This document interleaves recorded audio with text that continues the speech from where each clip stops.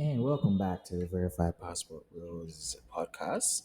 And one of the things I want to make sure about this channel that we don't do is to do the typical topics. Because if you're somebody who is a part of the self improvement journey or, you know, whatever you want to call it, a lot of people say the same things over and over. And I realize that it becomes some of the things that's important becomes cliche because the things that goes viral are the things that creates the most like shock value.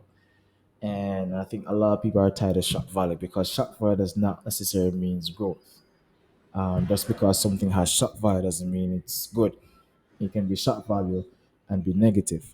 So as one thing I realized with my personal self is that being, as you can tell by the title of the video, being comfortable is more than just being, you know, attractive to the opposite gender or just being, effective. Being comfortable is just like crucial.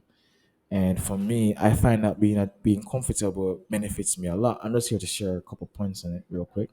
So for me, when I find myself being comfortable, like within myself, within my mind, within my skin, it's just that I find myself being more calm and collective. And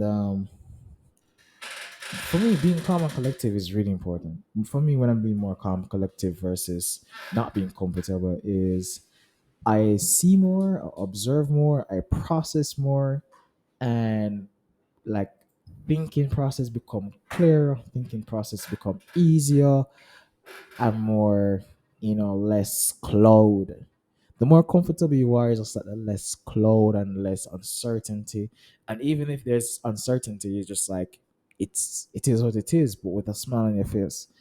And I find that it's very important for that, especially making crucial decisions.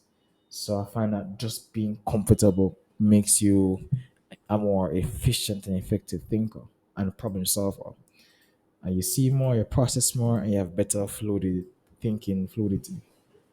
and like better thinking. And I think that in itself makes you better at your job, better in relationships, and just overall like day to day activities, just better overall.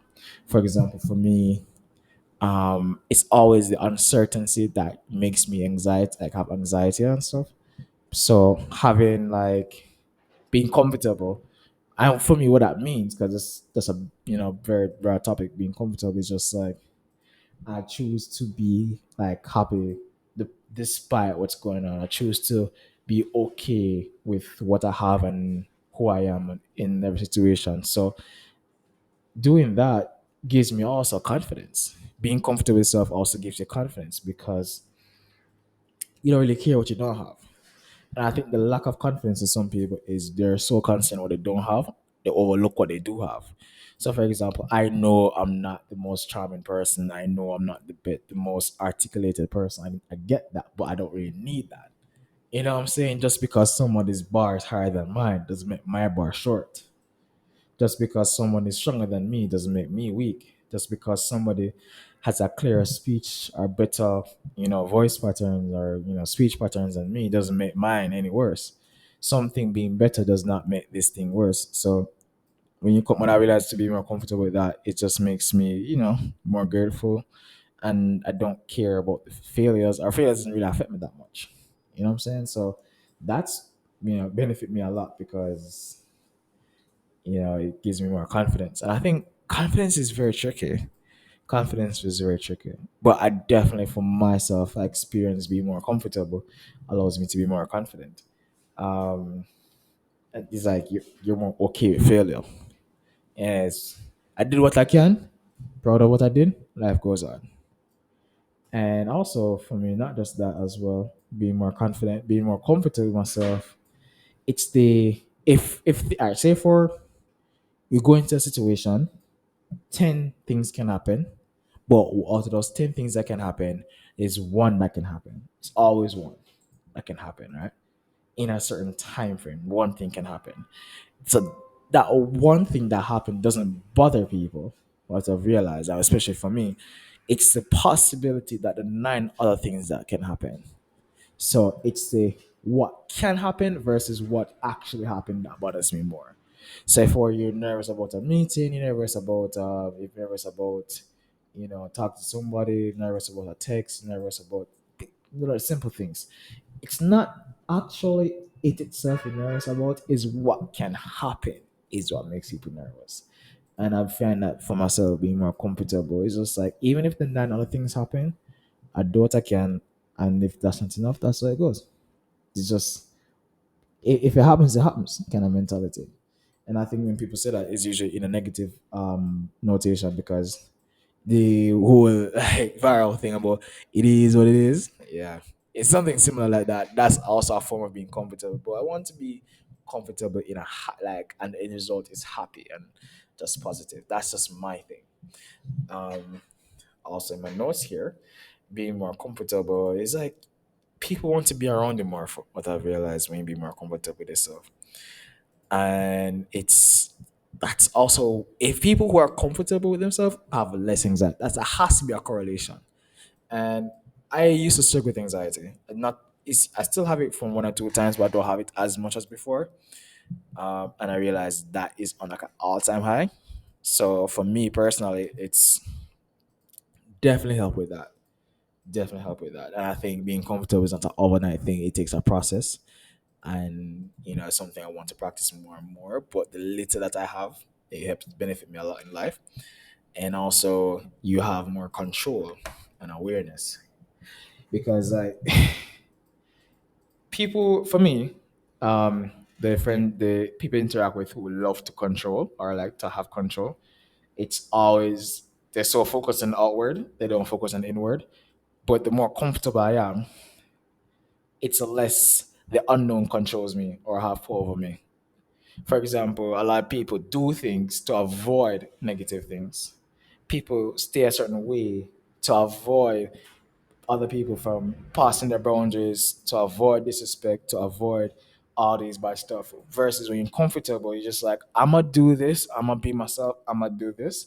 And what other people do, if I'm not okay with it, you address it. If it doesn't happen, life goes on. So I think people who love control are so focused on avoiding negative notions versus being in the moment, and being comfortable with yourself also helps you to be present.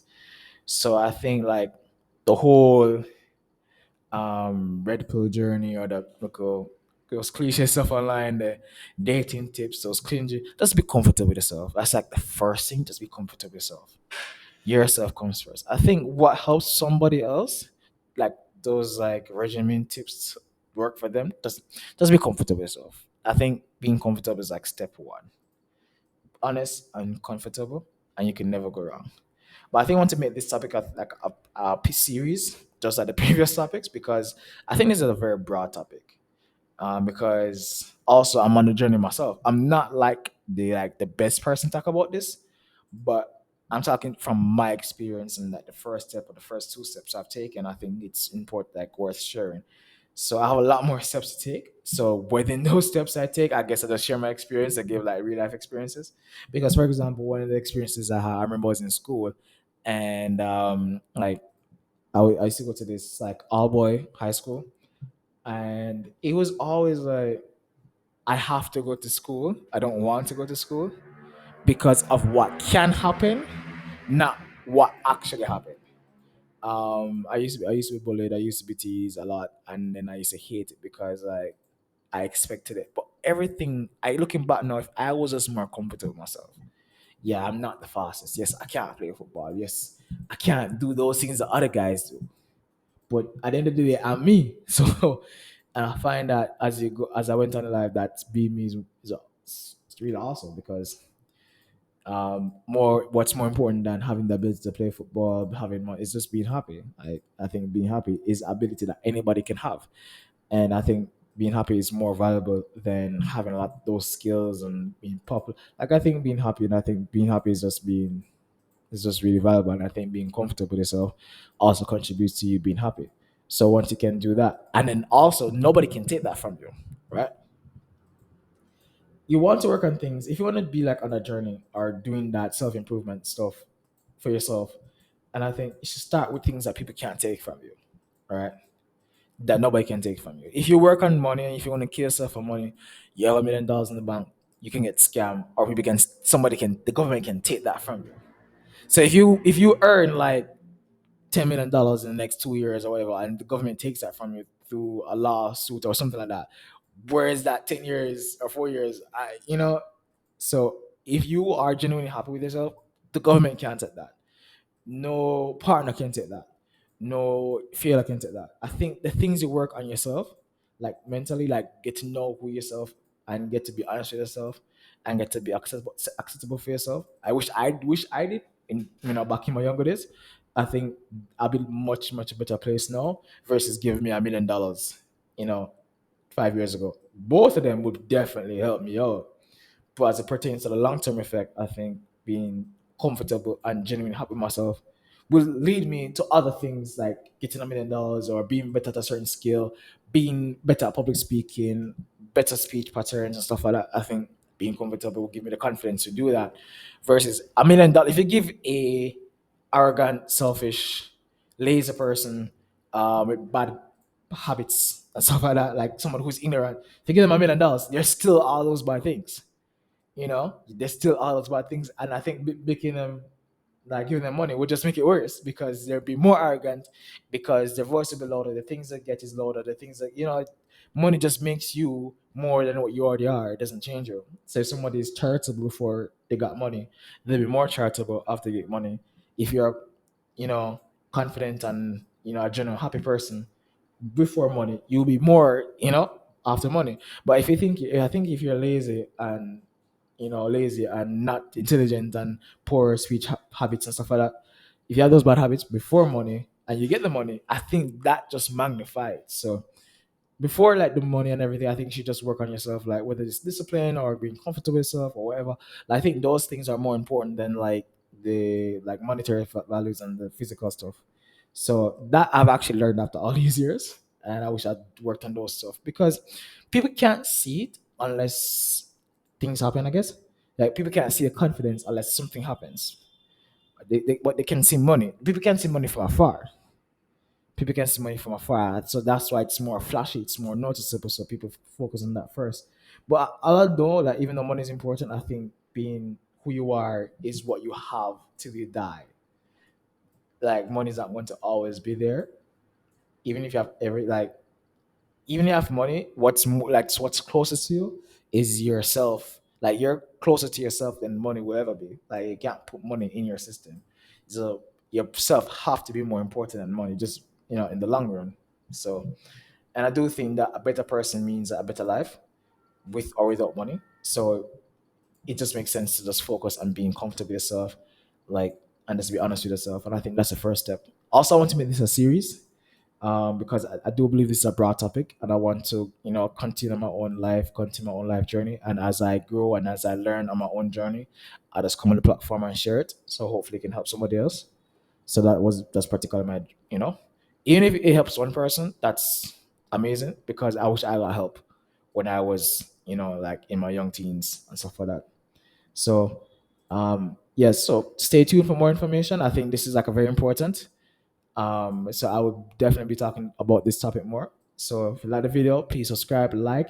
If any recommendations, leave it in the comments, and subscribe for more. Thank you.